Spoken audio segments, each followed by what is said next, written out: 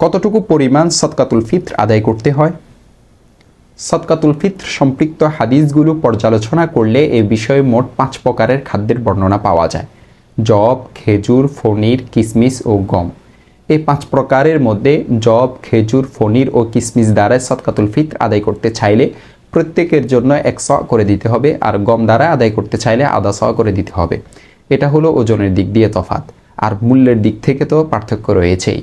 হাদিসে এই 5টি দ্রব্যের যে কোনো একটি দ্বারা ফিতরা আদায়ের সুযোগ দেওয়া হয়েছে, যেন মুসলিমগণ নিজ নিজ সামর্থ্য ও সুবিধা অনুযায়ী এর যে কোনো একটি দ্বারা তা আদায় করতে পারে।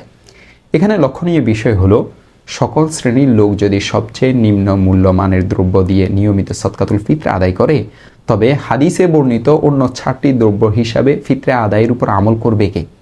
আসলে এক্ষেত্রে হওয়া উচিত ছিল এমন যে ব্যক্তি উন্নত মানের আজওয়া খেজুর হিসাবে সদকাতুল ফিত্র আদায় করার সামর্থ্য রাখে, সে তা দিয়ে আদায় করবে, আর যার সাধ্য ফনিরের হিসাবে দেওয়ার সে তাই দিবে। এর চেয়ে কম আয়ের লোকেরা খেজুর বা কিসমিসের হিসাব গ্রহণ করতে পারে, আর যার জন্য এগুলোর হিসাবে দেওয়া কঠিন সে আদায় করবে গম দ্বারাই। এটি উত্তম নিয়ম। এই নিয়ম ছিল নবী, সাহাবা, তাবেঈন ও তাবেঈনের স্বর্ণযুগে। এ পর্যন্ত কোথাও দুর্বল সূত্রে একটি বর্ণনাও মিলেনি যে স্বর্ণযুগের কোনো সময় সব শ্রেণীর সম্পদশালী সর্বনিম্ন মূল্যে দ্রব্য দ্বারা সদকাতুল ফিতর আদায় করেছেন। দেখতে পারেন সহিহ বুখারী 3 নং খণ্ড 188 নং পৃষ্ঠা, সহিহ মুসলিম 1 নং খণ্ড 69 নং পৃষ্ঠা, মুয়াত্তা মালিক 124 নং পৃষ্ঠা, আল ইস্তিযকার হাদিস নং 589, 9 নং খণ্ড 348 নং পৃষ্ঠা এবং হাদিস নং 590, 9 নং খণ্ড 354 নং পৃষ্ঠা।